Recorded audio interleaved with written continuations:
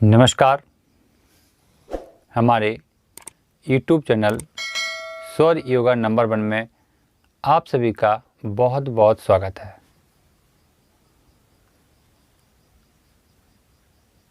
एक स्वर 3 रूपों में कैसे काम करता है। एक ही चीज़ है परंतु रूप बदल बदल के अलग अलग काम कर रही है। ऐसा कैसे? यदि यह प्रश्न आपके मन में चल रहा है तो जुड़े रहें इस वीडियो से और जानें कि एक चीज़ अलग अलग रूप में काम कैसे करती है। हमारे जो स्वर हैं, ये हमारा दाहिना सूर स्वर है। इसे पिंगला नाड़ी भी कहते हैं, इसे जमुना नदी भी कहते हैं और इसे सूर स्वर अर्थात पुरुष भी कहते हैं। ये अलग अलग भाषाओं में इनके नाम हैं।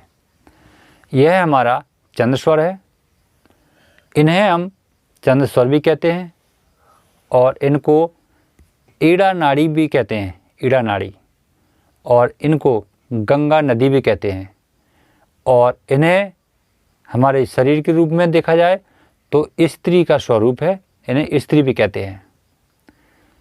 पक्षों में इनका नाम शुक्ल पक्ष है, चंद्र स्वर का शुक्ल पक्ष है और सूर स्वर का कृष्ण पक्ष है। ये अलग अलग बटे हुए हैं।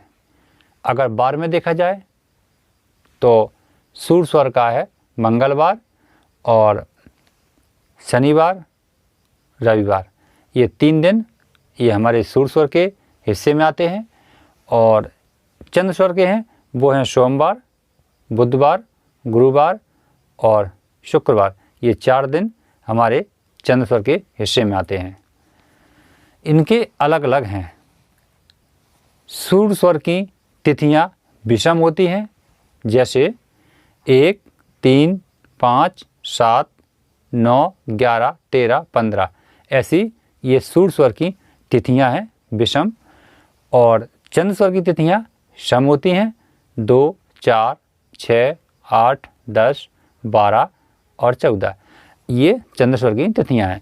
तो इनके अलग अलग हिस्से बटे हुए हैं और लेकिन ये चीज़ एक ही है, अलग अलग रूप में काम करती है। चीज़ तो एक ही है। जैसे एक कौन है, जैसे हम लोग एक कहावत सुनते हैं, सबका मालिक एक। तो वही चीज़ है। मालिक कौन है सबका? मेरा मालिक मेरी श्वास है। मैं श्वास जो ले रहा हूँ वो मेरी मालिक है। अगर वो चाहे तो आपके साथ कई दिनों बाद कर सकते हैं और अगर ना चाहे तो बस कभी भी अंत हो सकता है। तो वो ही मेरी मालिक है। मैं उसके सदा आभारी हूँ क्योंकि मैं उनका पूरा जीवन भर जितना भी कम काम करूँगा उसका कर्ज कभी मैं पटा नहीं पाऊँगा। इसलिए मेरी मालिक मेरी श्वास है, अर्थात मेरी प्राणवायु। और रूपों में जाना जाए तो मेरी ईश्वर भी मेरी श्वास है, परमात्मा भी मेरी श्वास है, भगवान भी मेरी श्वास है।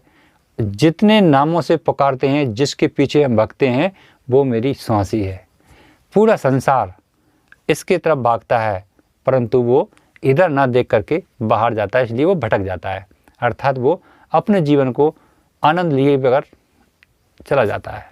अगर आनंद असली लेना है तो परमात्मा हमारे आपके सबके जो श्वास ले रहे हैं वही असली परमात्मा है। उन्हें पहचानो और आप देखें अपने जीवन का आनंद है। तो जो परमात्मा है वो एक रूप है, उनका एक मालिक है और वो 3 रूपों में काम कैसे कर रहे हैं। जैसे अब हमारे शरीर को एक ठंडे का मौसम है तो अब मैं जब सोऊंगा तब मुझे रात को गर्मी की ज़रूरत है तो फिर हमारा ये सूर स्वर है वो अपने आप चालू हो जाएंगे क्योंकि मेरी बॉडी को गर्मी की ज़रूरत है। क्योंकि बाहर जो मौसम है और वो मौसम मेरी श्वास के द्वारा अंदर जा रहा है, वो ठंडा मौसम है।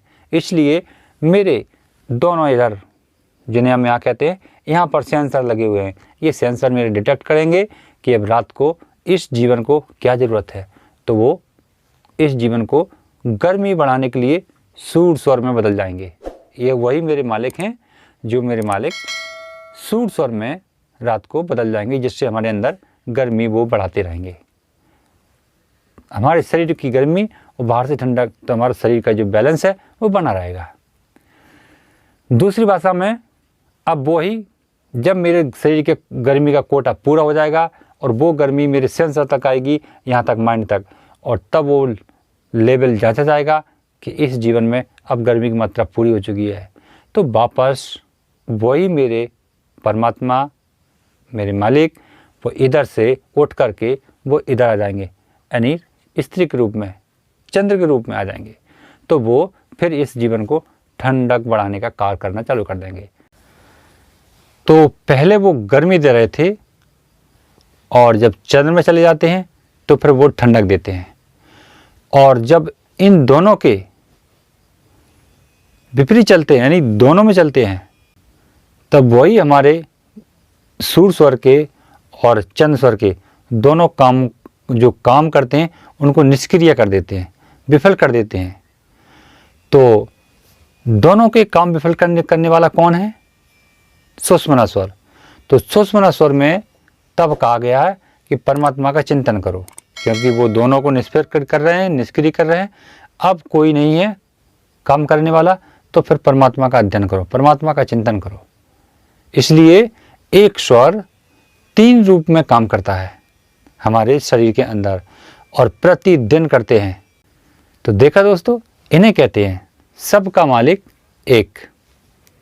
और यही हमारे जीवन में तरह तरह के हमें ऐसे ऐसे रूप दिखा करके भयभीत, प्रसन्नचित्त और